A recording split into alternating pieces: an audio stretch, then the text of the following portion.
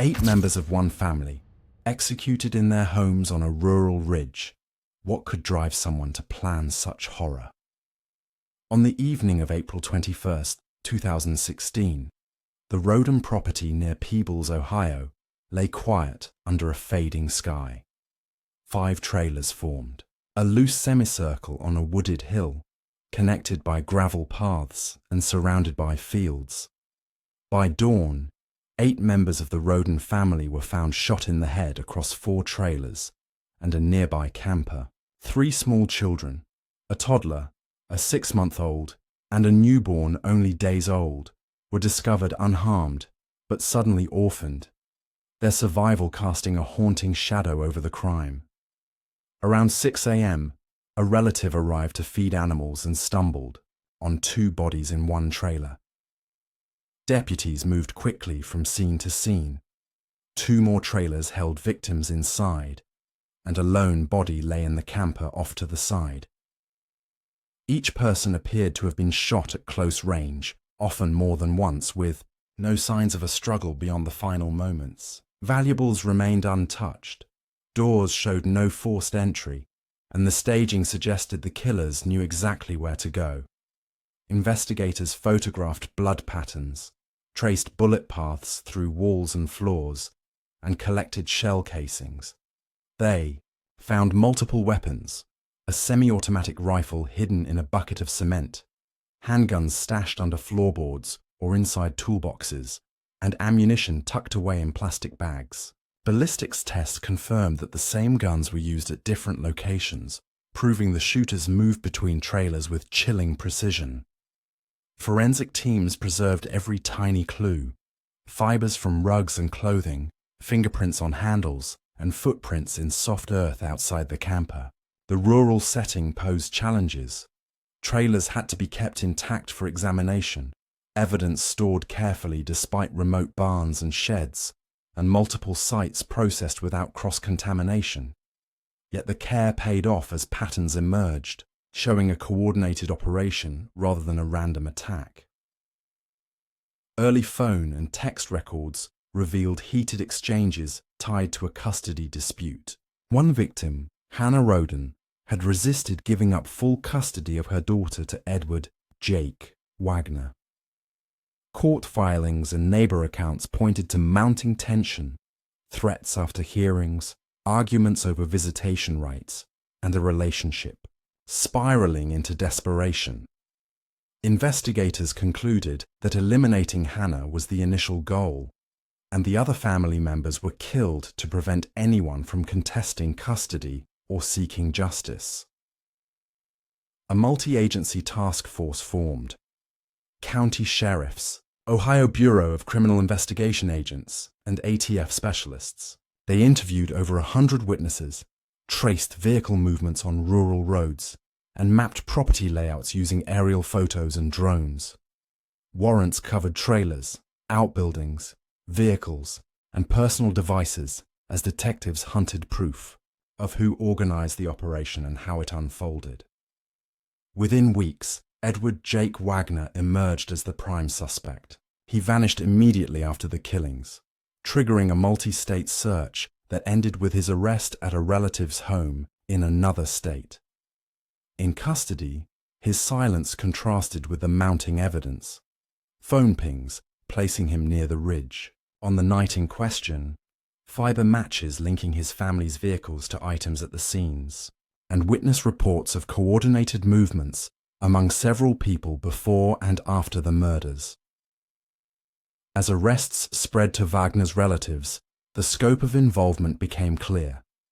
Conspiracy charges for those who planned, hid weapons, scouted the trailers, or drove routes between sites. Prosecutors would detail how rifles were concealed in cement buckets, handguns slipped under floorboards, and shooters changed clothes or gloves between trailers to avoid detection. They mapped a path through each trailer in turn, showing how the killers moved methodically to leave no survivors who could interfere with the custody outcome. Meanwhile, the 3 surviving children became symbols of both loss and resilience. A toddler was found wandering between trailers, crying for parents who would never return.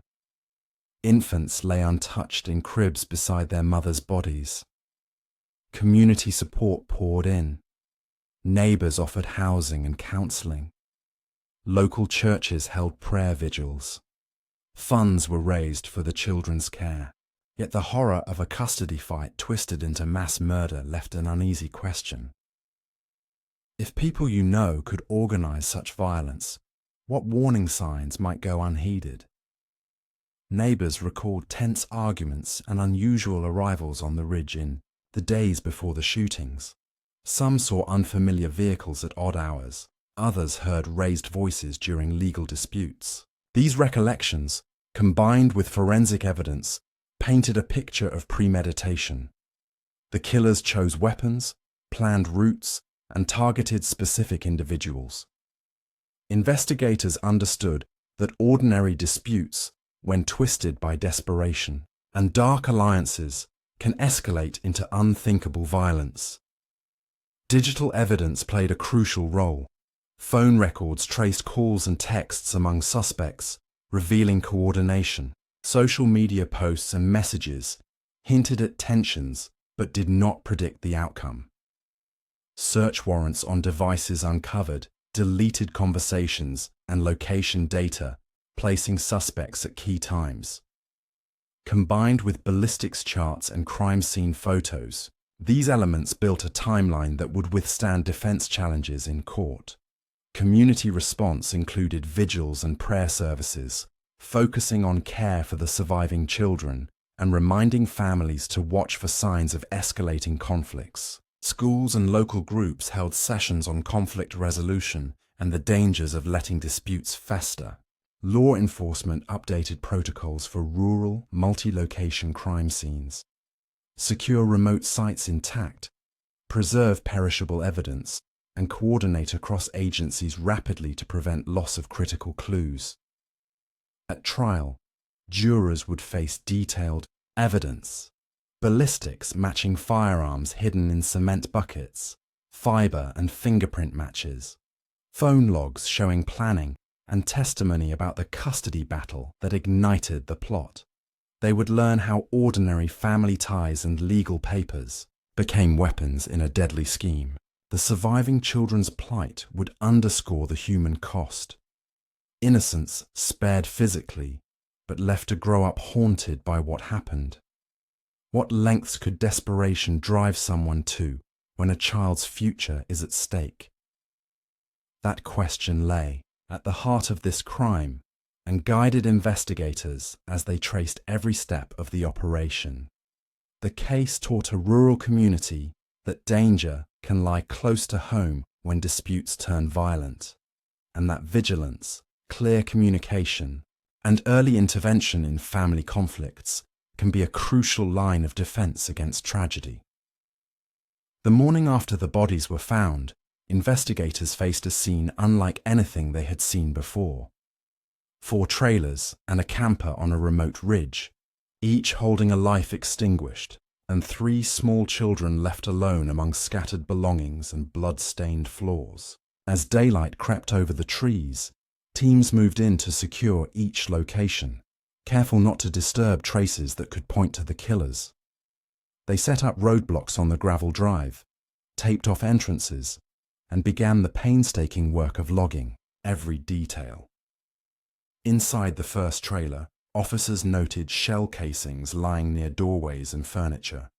Bullet holes pierced walls at close range. Personal items, photo frames, clothing, toys, lay beside bodies. In another trailer, a newborn's blanket lay untouched on a small bed next to the mother's still form. Investigators treated that blanket as evidence, preserving fibres in sealed bags. In the camper, they catalogued a single shell casing and footprints in soft earth just outside the door. Each site felt frozen in time. Each step could erase a clue. Forensic specialists arrived with cameras and measuring tools. They photographed blood patterns on floors and walls, tracing the angles to estimate where each victim had fallen. They dusted door handles and window frames for prints, even though the killers knew the family well and may not have worried about leaving fingerprints. In one trailer, they discovered a bucket of cement in the corner. Inside, a rifle wrapped in cloth. In another, a handgun was tucked under loose floorboard planks. Weapons had been hidden in ordinary containers, as if the killers expected to search here later, or thought those spots would go unnoticed. Ballistics tests began immediately. Each bullet recovered was compared to each weapon found. The semi-automatic rifle yielded markings that matched several of the casings, confirming the same gun was used in more than one trailer. Handgun bullets matched the smaller caliber weapons. Investigators noted that victims were shot at close range, often more than once in the head, showing a determination to ensure no one survived. That method told them the killers planned each death, rather than acting in panic or self-defense. At the county command center, detectives laid out maps of the property. They marked paths between trailers and the camper, noting where tire tracks or footprints appeared. They reconstructed how someone could move from one trailer to the next, without being seen by neighbors. Rural properties often sit far apart, but here the trailers stood within sight of each other. The killers likely moved quickly, carrying weapons hidden in buckets or toolboxes, entering each dwelling in turn. In interviews, officers would describe it as moving through rooms in a grim pattern, clear the first house, then the next, leaving no chance for victims to warn one another. Local residents were interviewed next. Neighbors recalled seeing vehicles arrive and leave in the days before the murders. Some remembered hearing raised voices or seeing unfamiliar faces on the ridge.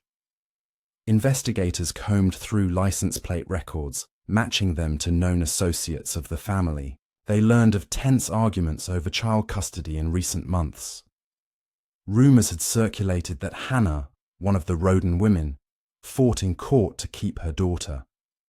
Those disputes can get bitter, but no one expected them to end in mass killing. Meanwhile, specialized teams worked on digital evidence. Phone records were subpoenaed to trace calls and texts among family members and possible suspects. Investigators looked for messages sent late at night on April 21st, signs of coordination or warnings. They checked social media for posts or photos showing tensions between families. When patterns emerged, calls between a certain man and others, known to the family, they followed those leads to build a timeline of movement. Search warrants extended to vehicles and outbuildings. In barns and sheds, officers looked for weapons or clothing that could link suspects to the crime. In nearby fields, they scoured for discarded shells or items dropped in haste. In one case, they found a truck matching witness descriptions parked in a secluded spot, its bed containing bundles later identified as rope and work gloves. Lab tests on fibers from those items matched fibers found at the crime scenes, tightening the circle around suspects.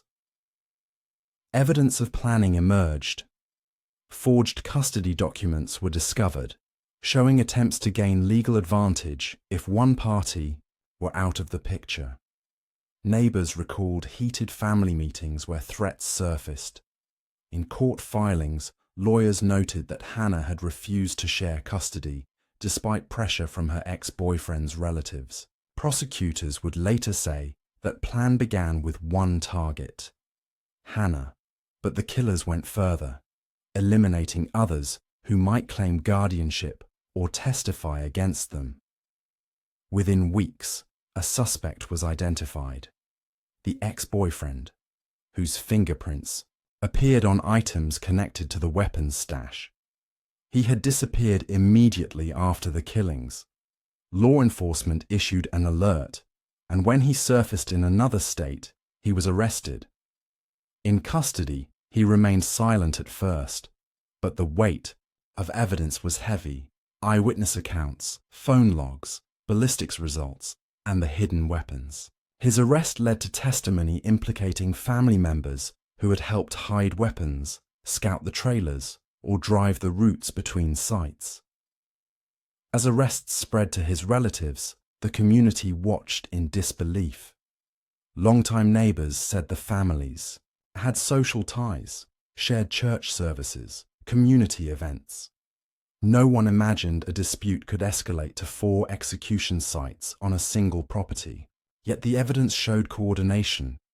Multiple people involved, each playing a role in luring or overpowering victims, securing weapons, moving between trailers, and covering tracks afterward. In court filings, prosecutors described how weapons were concealed under cement inside toolboxes or in hidden compartments to avoid detection during routine visits or inspections. They explained how shooters donned gloves and changed clothes between trailers, stopping off in a nearby barn to stash shells and swap guns. The record showed they had discussed plans in advance: who to kill first, how to move quietly, how to prevent survivors from raising an alarm. That level of detail painted a picture of cold calculation rather than a crime of passion. Meanwhile, the 3 surviving children became central in the case's human side. One toddler wandered between trailers after the shooting, crying for parents who were gone. The infants lay untouched in their cribs. Child welfare workers cared for them, and the public learned their fate with a mix of relief and sorrow. Their survival underscored the brutality. The killers spared the children physically, but destroyed their families. The image of a baby wrapped in a blanket stained by tragedy became one of the most haunting reminders of what drove the crime. A custody fight so twisted that taking lives seemed the path to gain control. Community response included vigils and prayer services. Local leaders emphasized support for the children and surviving relatives. Yet fear lingered. If people they knew could perpetrate such violence, what other conflicts might go too far? Schools added programs on conflict resolution and warning, signs when disputes escalate. Churches held workshops on legal rights and mediation, hoping others could avoid similar outcomes. Back at the command center, the task force prepared evidence packages for trial: ballistics charts, weapon photographs, phone logs, witness statements, and financial records showing transfers linked to payments or threats. Defense teams would later challenge some evidence, but the volume and consistency made the prosecution's case strong. Investigators had preserved each trailer's interior in detail, documented every fiber and fingerprint, and traced each suspect's movements before and after the crime. The pace of investigation was relentless. Dozens of interviews per day, labs running tests around the clock, prosecutors drafting charges of aggravated murder and conspiracy. The remote setting posed challenges: moving trailers intact to secure storage for examination, preserving perishable evidence in rural barns, and coordinating among multiple agencies.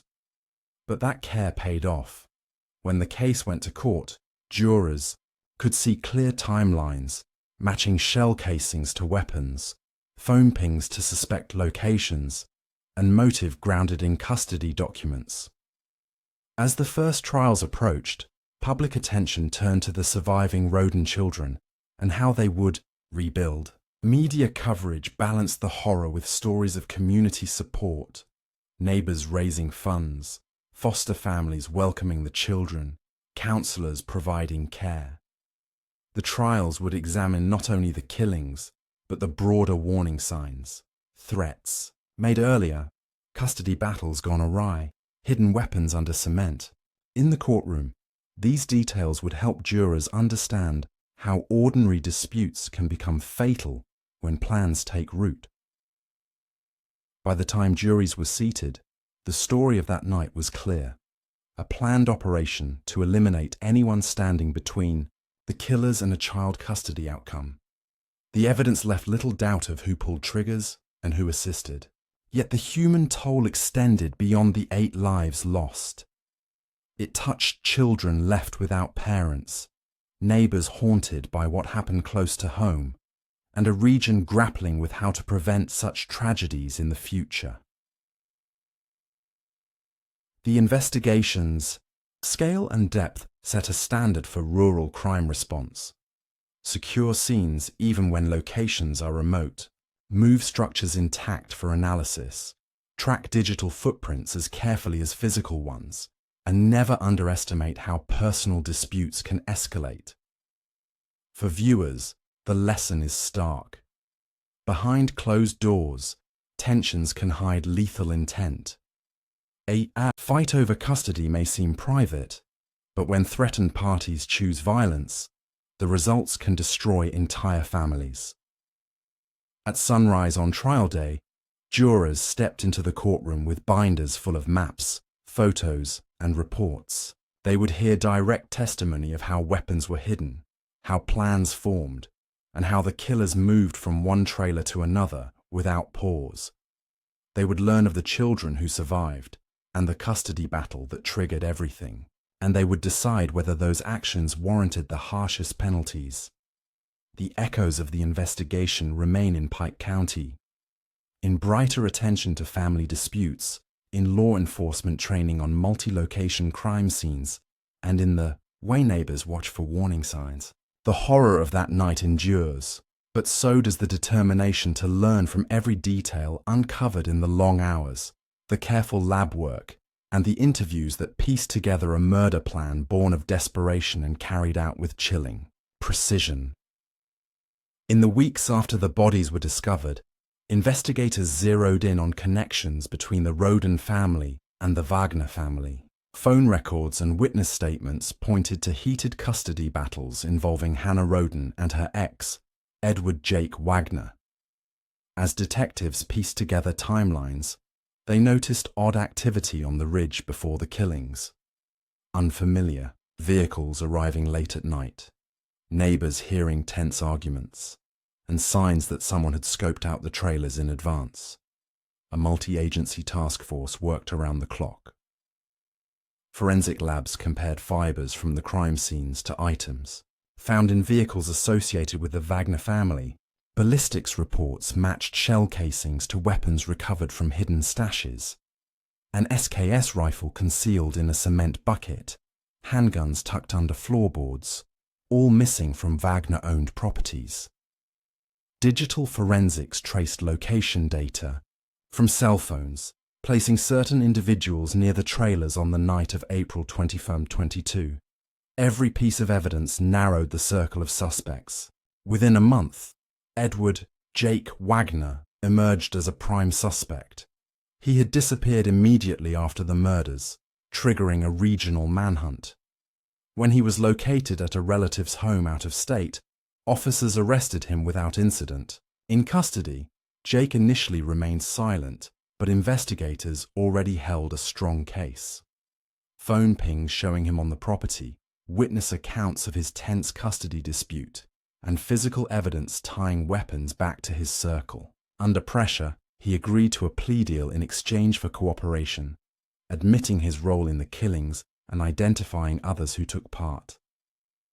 His testimony revealed a grim picture of planning and execution. He described how discussions began with eliminating Hannah to gain custody of their child, then expanded to include other relatives who might challenge that outcome.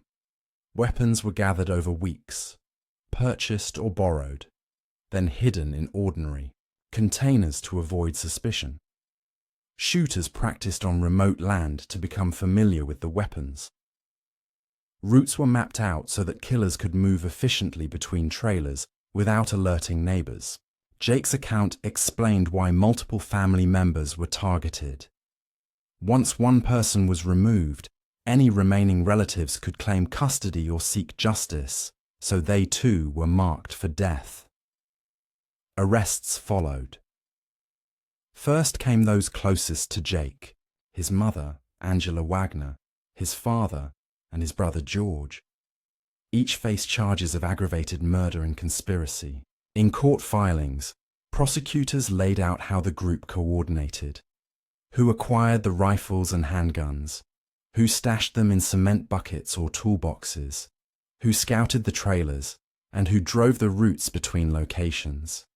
Hidden messages on phones and bank transfers for weapon purchases reinforced the picture of collaboration. As each arrest was announced, the local community reeled.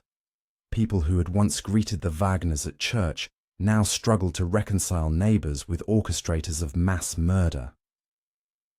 The surviving children's situation underscored the human cost. A toddler, found wandering among trailers, required immediate placement in foster care. Infants were taken into protective custody. Community members raised funds for their care, and social workers joined the investigation to ensure the children's safety. Their presence at trial was limited to safeguard them from trauma, but their fate loomed over every court proceeding. The motive of custody had destroyed their family, leaving them orphaned in the aftermath of brutality. Legal teams prepared for complex trials. Prosecutors compiled binders filled with crime scene photos, ballistics charts, fiber analyses, phone logs, and financial records showing payments linked to weapon purchases. Defense attorneys challenged the admissibility of certain evidence, arguing, for example, that some phone data lacked proper warrants or that hidden weapon stashes were discovered without clear legal authority. Yet the breadth of evidence, from Jake's confession to physical matches between weapons and shell casings, made the prosecution's case robust. Before trials began, pre-trial hearings addressed venue concerns. Given extensive media coverage and community shock, defense lawyers argued for changing the trial location to ensure impartial juries. That motion underscored the case's impact. A small rural community where almost everyone knew someone connected to the families. Judges weighed whether local jurors could set aside preconceptions and focus solely on evidence presented in court. As jury selection kicked off, potential jurors answered questions about their knowledge of the case, their ability to consider a plea deal witness, like Jake Wagner, and their views on family disputes turning violent. Many felt the horror personally, recalling the day the news broke and the relief they felt when suspects were arrested. Yet they also recognized the importance of fairness. Each defendant was entitled to a fair trial, regardless of community outrage. In court, prosecutors unfolded the narrative chronologically. The custody dispute as the spark, the gathering of weapons and planning sessions as the build-up, the execution-style killings across multiple locations as the climax, and the aftermath, surviving children and shattered neighbors, as the human toll. Witnesses included forensic experts who explained how bullets and fibers tied weapons back to the Wagner circle, digital analysts who traced phone movements, and neighbors who recounted sightings of suspicious activity on the ridge. Jake Wagner's testimony was pivotal. Calmly, or at times remorsefully, he described his own actions and those of family members. He detailed how he and accomplices moved between trailers, how they ensured victims could not call for help, and how they attempted to conceal evidence afterward. Hearing his words, jurors felt the weight of betrayal, a father admitting involvement in murdering relatives to secure custody of his child. Defense teams presented alternative narratives where possible, suggestions that some evidence might have other explanations, or that certain witnesses' recollections were unreliable given the passage of time. Yet these arguments often fell short against physical proof. The hidden weapons, the matching ballistics, and Jake's own cooperation painted a clear picture of collective planning. Throughout the trials, the question lingered. How could a custody dispute trigger such extreme violence? Legal experts testifying explained that in some cases, desperation or obsession can lead individuals to see elimination of opposition as the only path to their goal. But understanding motive did not excuse action in the eyes of jurors. It provided context for the calculated nature of the crime. As verdicts emerged, Sentences reflected the gravity of orchestrating 8 executions in one night. Life sentences without parole were imposed on principal actors, ensuring they would not return to the community. Lesser sentences were handed down to those with more peripheral roles, but still complicit in planning or concealing evidence. The surviving children's future remained a focal point. While justice addressed perpetrators, community efforts continued to support and care for them as they grew up carrying the memory of that spring night. The trials also prompted broader discussions. In Pike County and beyond, community leaders organized forums on conflict resolution and legal mediation in family disputes, aiming to prevent disagreements from escalating. Law enforcement reviewed protocols for multi-location crime scenes in rural areas, emphasizing quick scene preservation, interagency cooperation, and use of technology like drones for mapping. Schools added sessions on recognizing warning signs in relationships and seeking help before conflicts spiral. For many, the Pike County massacre became a cautionary tale, a reminder that even close-knit communities can harbor deadly secrets, and that ordinary disputes, when twisted by resentment and facilitated by easy access to weapons, can lead to unimaginable outcomes. The surviving children symbolized both tragedy and resilience, prompting efforts to strengthen social services for families in crisis. Looking back, you might ask, how do we spot the signs before a custody disagreement turns deadly? That question drives ongoing training for social workers, law enforcement, and community volunteers. It underscores the importance of early intervention, open communication, and resources for families struggling with legal and emotional battles. The lessons from the Pike County case continue to shape policies and practices aimed at keeping disputes from crossing the line into violence. As the last sentences were handed down and the courtroom emptied, the community faced a quiet aftermath. The ridge where trailers once stood felt different, now a place of memory rather than just home. The surviving children, growing up with support networks established in the wake of tragedy, carried forward a legacy of communal care born from grief. And those who lived through the investigation and trials carried a shared resolve to remain vigilant, to listen when conflicts arise, and to remember that preventing violence often starts long before a weapon is drawn. The courtroom felt heavy the day Edward Jake Wagner entered his guilty plea. Months of investigation had led to this moment. One of the key suspects admitting his role in executing 8 members of the Roden family. Jake, once a familiar face in the community, now stood before the judge ready to accept responsibility in exchange for a plea deal. His decision sent ripples through Pike County, relief that he would not avoid accountability, but also unease at the bargain that spared him the harshest possible sentence.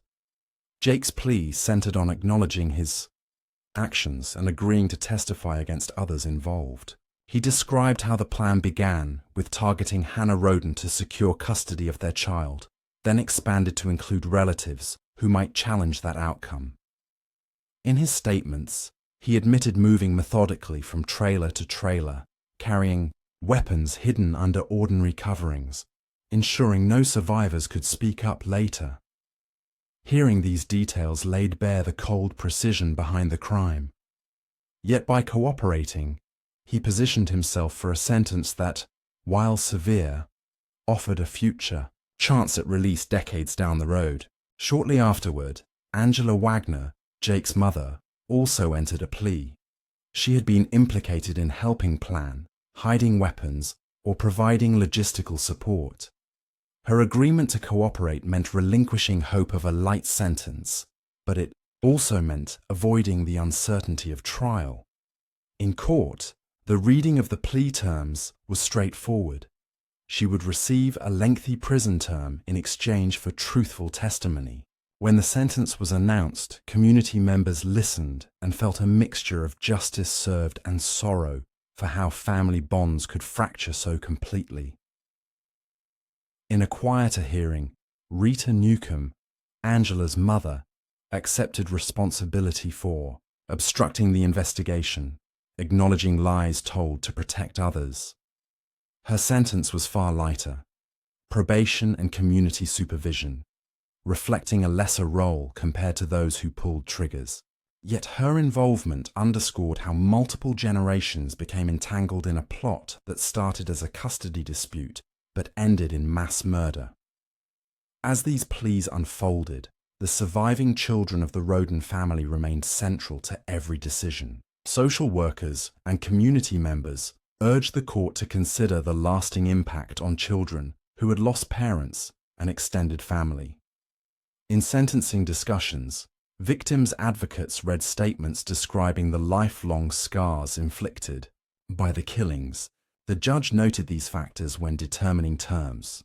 For Jake, an arrangement that imposed 8 consecutive life sentences with the possibility of parole after decades, recognizing both the gravity of 8 deaths and his cooperation. Outside the courthouse, neighbors watched as Jake and Angela emerged in handcuffs. Some nodded in grim acknowledgement that justice was moving forward. Others held back tears, remembering the horror that had shattered a normally quiet neighborhood.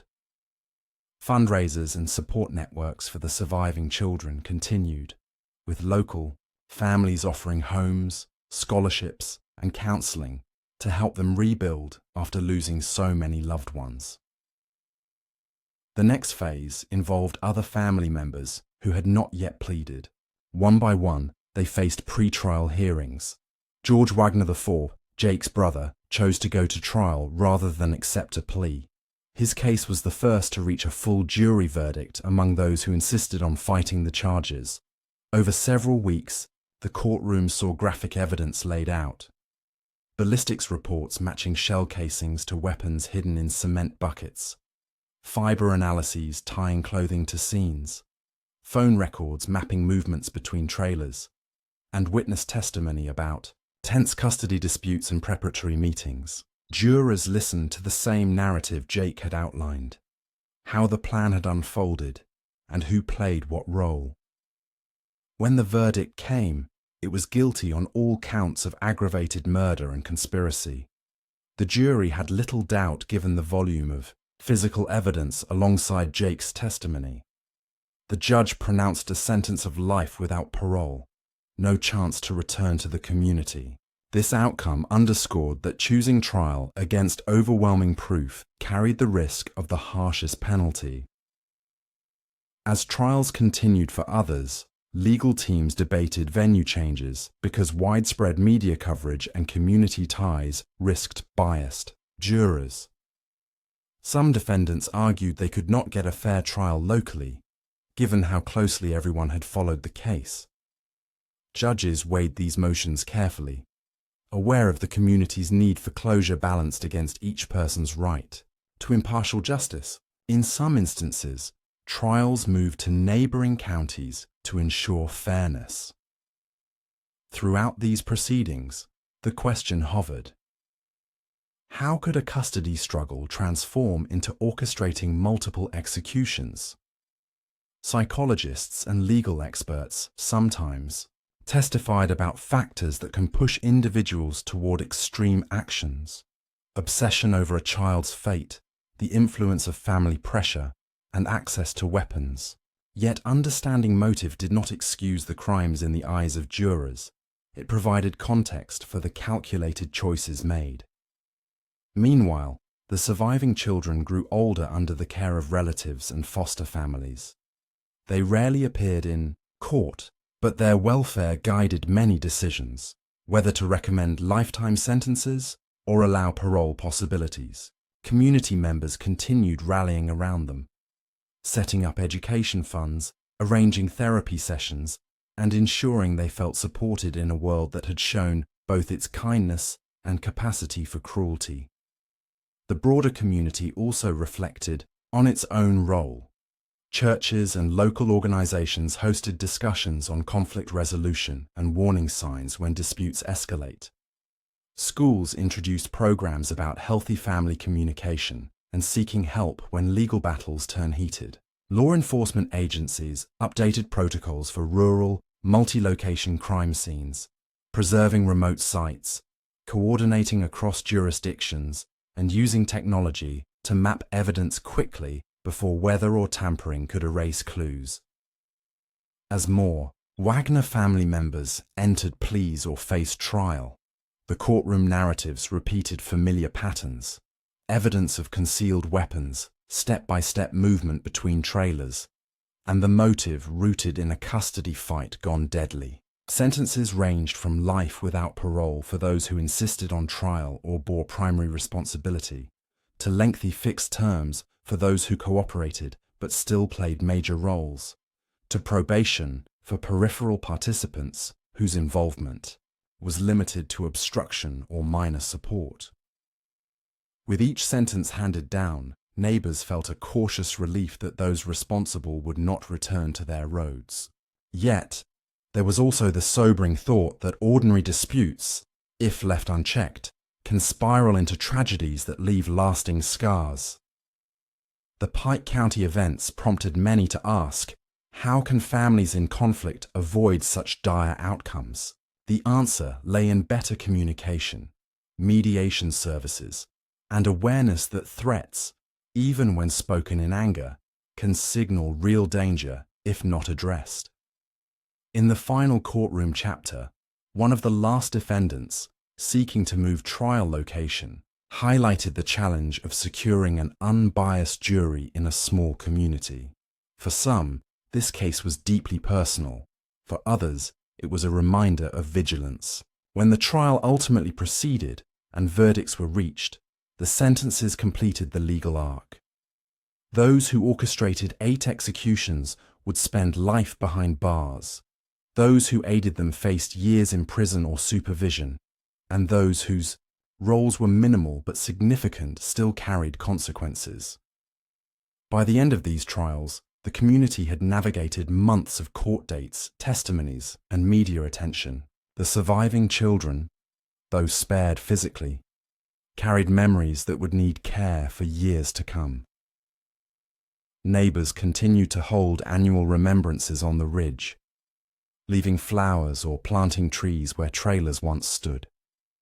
Each ceremony was quieter than the last, but the remembrance persisted, a symbol of collective resilience and a promise to watch over one another. Justice in Pike County was neither fast nor simple. It involved plea deals, trials, appeals, and debates over fairness in a small community. Yet when the final sentences were imposed, the message was clear. Planning and carrying out multiple executions to settle a custody dispute would not go unanswered. The courtroom outcomes marked the end of one chapter, but the lessons lived on. The importance of early intervention in family conflicts, the need for strong social support when custody battles intensify, and the reminder that vigilance and compassion, together, can help prevent private disputes from erupting into public tragedy. Months of tense court hearings gave way to sentences that laid bare the full weight of what happened on that ridge. Edward Jake Wagner, who admitted his central role in the killings, received multiple life sentences. He will spend decades behind bars before any chance at release, reflecting both his cooperation and the gravity of 8 execution-style murders. Angela Wagner, his mother, was handed a long prison term as well, marking her involvement in planning and hiding weapons. George Wagner IV, Jake's brother, who chose to go to trial, was convicted and given life sentences plus additional years, underscoring that the jury saw no room for leniency. Rita Newcomb, Angela's mother, received a lighter sentence, supervision and probation, because her role was limited to forging documents and misleading investigators, rather than taking part directly in the shootings. These punishments closed a legal chapter but opened broader conversations in the community. Many asked how a custody dispute could ignite such brutal violence. The answer lay in desperation, twisted by loyalty and fear. In the minds of those involved, removing everyone who could challenge custody seemed, however wrong, the only way to secure the child's future. The surviving children, spared physically but left without parents, became living reminders of both innocence and loss. Their long path forward has drawn continued support from neighbours, faith groups, and social workers, determined that these children grow up with care instead of fear. In the courtroom, families' stories emerged, relatives describing everyday life on the ridge, the ordinary routines that mask tensions simmering under the surface. Neighbours recalled seeing vehicles arrive at odd hours or overhearing heated words about custody battles. Those memories, once brushed aside as normal arguments, took on a new meaning after the murders. Legal experts noted that warning signs often go unnoticed until it's too late, and that early intervention in family conflicts might prevent tragic outcomes.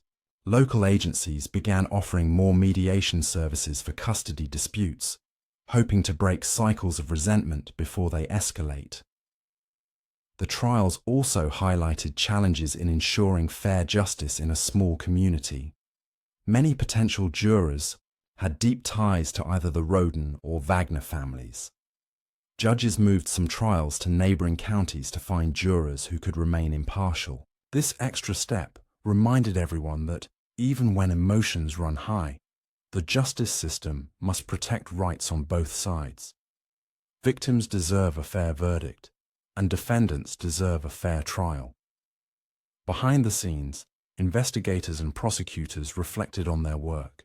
The multi-location nature of the crime, 4 trailers and a camper, required coordination among sheriffs, state agents, and federal specialists. They preserved scenes by moving trailers to secure sites, used drones and aerial photos to map the land, and pieced together digital footprints from phone records. Each detail strengthened the case.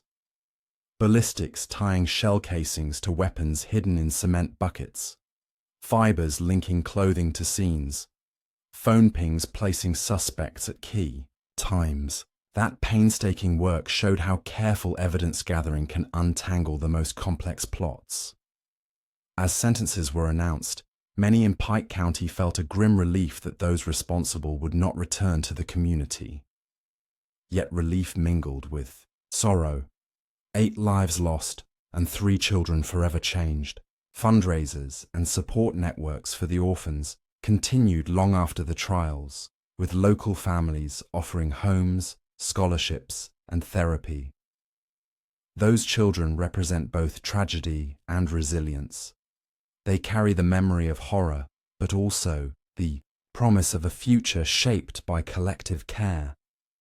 The massacre's ripple effects reached beyond criminal courts. Schools introduced lessons on conflict resolution and spotting dangerous warning signs. Churches and civic groups held workshops on healthy communication and legal resources for custody disputes. Law enforcement agencies updated protocols for multi-location crime scenes in rural areas so that future investigations can move swiftly to preserve evidence. Social service providers learned to pay closer attention to families in high-tension situations, offering counseling before disputes spiraled over time. Appeals and legal motions emerged. Some defendants sought new trials or changes of venue, arguing that media coverage or local ties tainted juries. Courts weighed these requests carefully, balancing community interest with legal fairness. The ongoing appeals reminded everyone that the justice process does not end at sentencing. It continues as long as decisions are challenged, ensuring that every right is respected even in cases that spark widespread outrage. In the wider public, the Pike County massacre became a cautionary tale. True crime shows and podcasts revisited the case, examining how family loyalty and fear can war with common sense. Experts on custody law pointed to this tragedy as an extreme example of what can happen when disputes turn bitter and people believe violence is a solution. Mental health professionals stress the importance of support networks and early help for those struggling with loss or anger. The case prompted discussions about rural isolation too, how distances and few resources can leave families feeling trapped when conflicts arise. Years later, the ridge where the trailers once stood feels different. Trees and flowers planted as memorials mark the passage of time. Neighbors still pause there, leaving tokens of remembrance or simply reflecting on how ordinary lives veered into horror. The surviving children, now older, live with that memory, but also with the knowledge that a community came together to protect them. Their journey underscores a vital lesson. Even in the darkest circumstances, shared compassion can light a path forward. Looking back, the Pike County Massacre shows how vital it is to recognize and address dangerous disputes early. A custody fight, often stressful but usually resolved in court, became deadly when individuals crossed moral lines.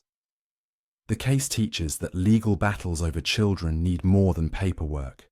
They require emotional support, mediation, and vigilant attention from family, friends, and professionals.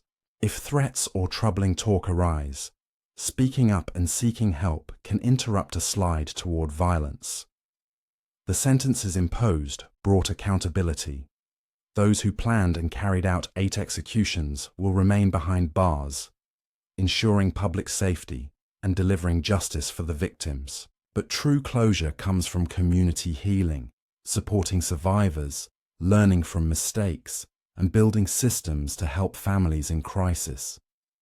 In Pike County, the memory of that spring night remains a solemn reminder that ordinary lives can hide deadly intentions, and that vigilance, compassion, and early action are the best defenses against letting disputes end in tragedy. Years after the trials ended and sentences were handed down, the effects of the Pike County Massacre continue to shape the community's life and mindset. The ridge where the trailers once stood now holds patches of grass and young trees planted as living memorials. Neighbors pause there sometimes, leaving flowers or small tokens to remember those who died. Yet beneath this calm lies a steady awareness. Ordinary conflicts can turn deadly unless warning signs are taken seriously. Local schools incorporate the lesson into their programs. In health and social studies classes, students discuss how disagreements over family matters can escalate if left unchecked. Teachers explain that if someone hears threats or sees signs of deep resentment, it's important to speak up or seek help from counselors or trusted adults. Role-play activities show ways to handle tense conversations and encourage empathy, helping young people understand how to de-escalate conflicts before they spiral out of control. Community organizations host workshops on mediation and legal options in custody disputes. Family law attorneys volunteer to explain rights and processes in simple terms, so people know alternatives to hostility. Social workers emphasize early support for parents and relatives facing custody battles. Counseling, parenting classes, and support groups. These steps aim to prevent desperation from taking root when emotions run high. Local churches and civic groups hold regular meetings on mental health and conflict resolution. They invite counselors to talk about signs of depression, anger, or extreme thinking that can precede violence. Mental health hotlines and outreach programs get more visibility, with information shared at community centers and libraries. The goal is to help anyone feeling overwhelmed or threatened to find resources before problems worsen. Law enforcement agencies updated their protocols based on lessons from the investigation. When a multi-location crime scene appears in a rural setting, officers now act quickly to secure each site, move structures if needed to preserve evidence, and coordinate among county, state, and federal teams without delay. Training emphasizes using drones or aerial imaging to map properties and planning for evidence storage in remote areas. First responders receive guidance on handling scenes where children may be present, ensuring their safety and emotional care from the start. Emergency services and social services collaborate more closely.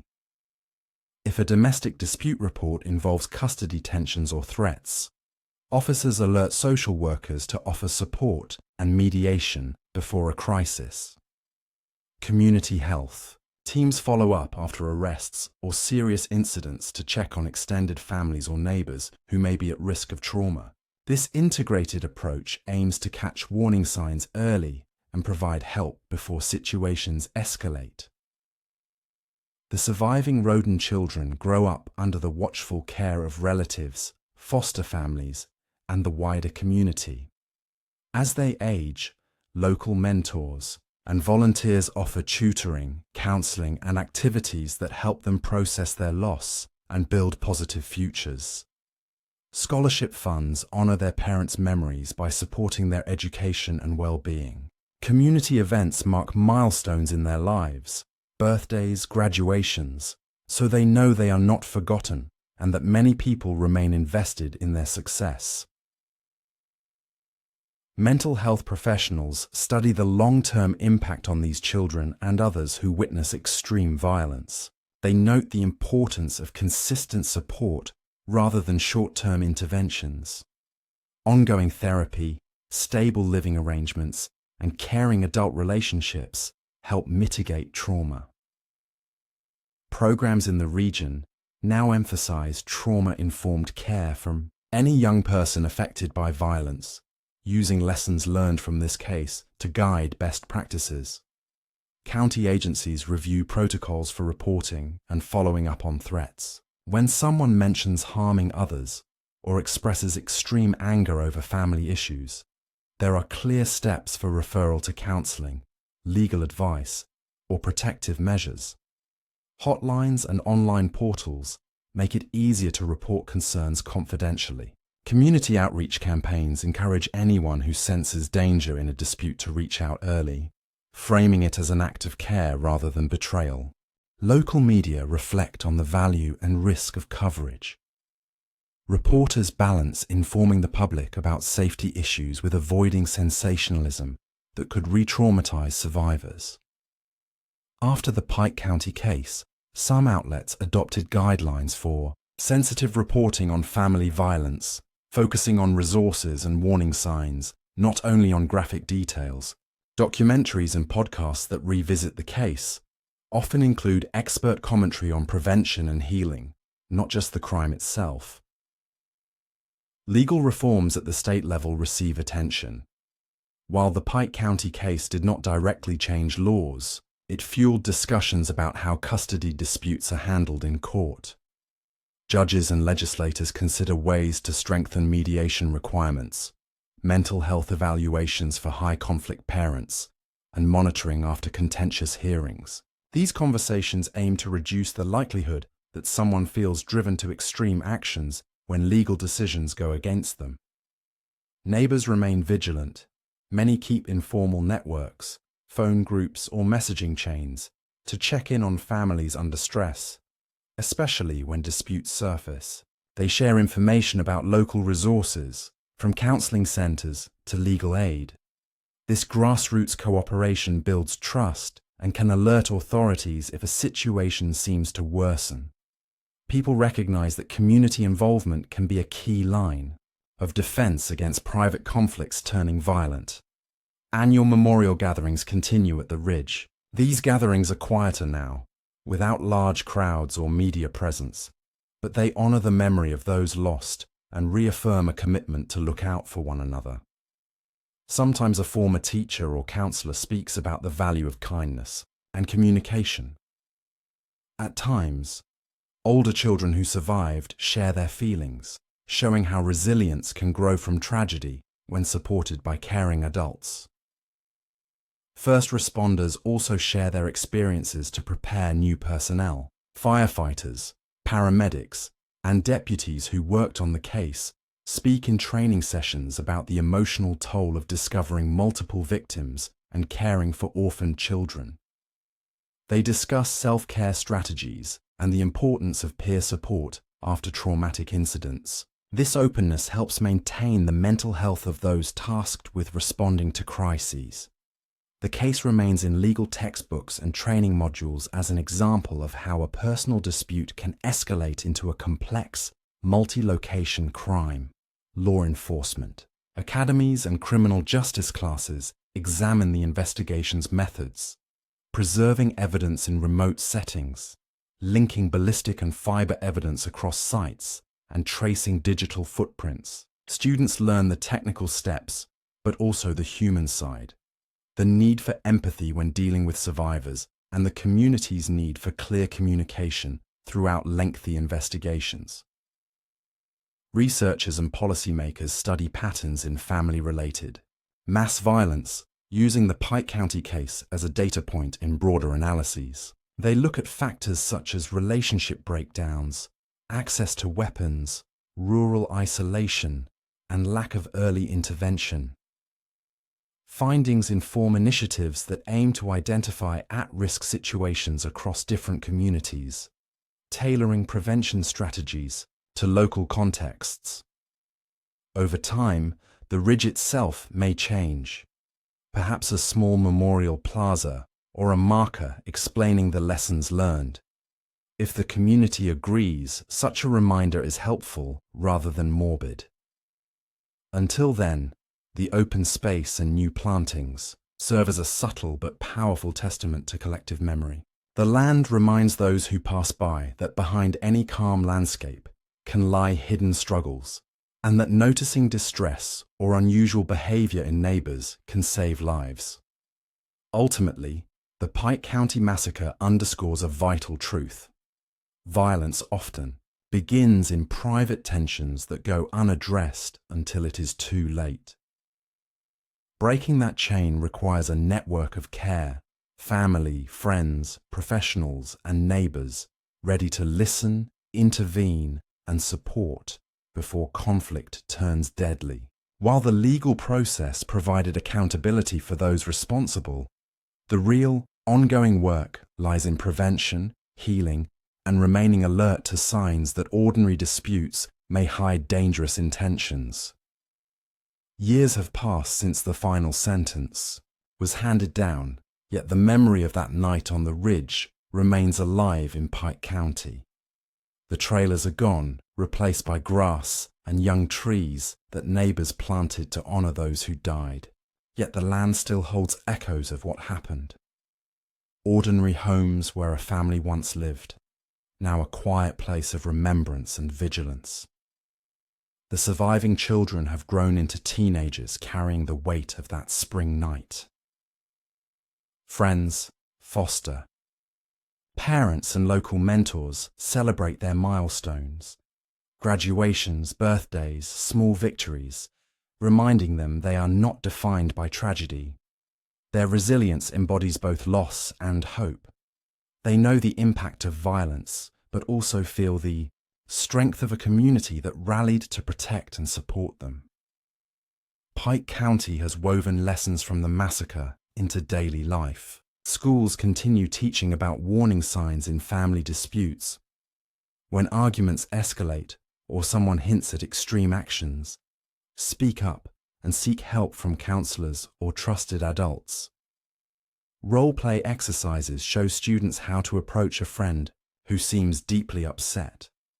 Teachers emphasize that asking for guidance is a sign of strength, not betrayal.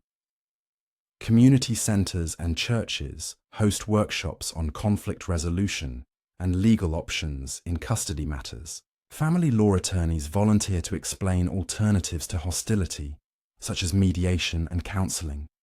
Social workers reach out at early signs of high conflict disputes, offering support before tensions spiral into danger.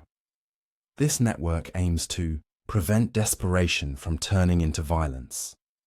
Law enforcement agencies maintain and refine protocols learned from the investigation.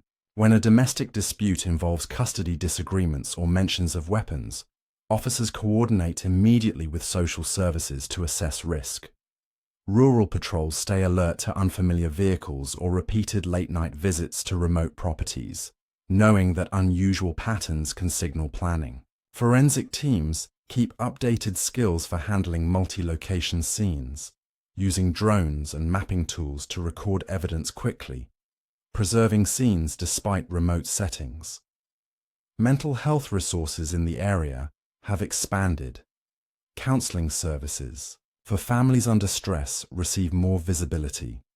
Workshops on managing anger and grief are offered in community halls, reducing stigma around seeking help. When someone expresses feeling trapped or fears a custody outcome, professionals encourage early intervention to break the chain of escalating thoughts that could lead to violence. The legal system has also adapted. Judges and lawyers in family court are more mindful of high-conflict cases. When custody battles grow bitter, the court may require mental health evaluations or structured mediation before decisions. If warning signs appear, threatening language or past aggression, judges can order supervised exchanges or temporary arrangements to keep children safe while addressing underlying issues. These practices aim to prevent disputes from becoming all-or-nothing struggles. Community remembrance remains a quiet but firm presence. Each year, a small group gathers on the anniversary of the killings. They leave flowers or tokens at the site where the trailers once stood, and sometimes share brief words of reflection. These gatherings are simple moments to acknowledge what happened, honor the victims, and reaffirm a commitment to look out for one another. The act of pausing together carries deep meaning. Ordinary kindness counteracting memories of cruelty. Local media coverage has evolved. Reporters focus on prevention and resources rather than graphic details. When the case is revisited, discussions center on lessons learned and available support. Documentaries or podcasts include expert commentary on family conflict, mental health, and community resilience, not just the crime itself. First responders share their experiences to prepare new personnel. Firefighters, deputies, and medical teams who worked on the case speak at training sessions about the emotional toll of discovering multiple victims and caring for orphaned children. They emphasize self-care and peer support, recognizing that those who respond to tragedies need attention to their own well-being. Their stories underline the importance of vigilance and the need to seek help when facing traumatic memories. Researchers and policymakers refer to the Pike County case when discussing broader reforms, while rare, family-related mass violence highlights vulnerabilities in custody dispute handling and rural isolation.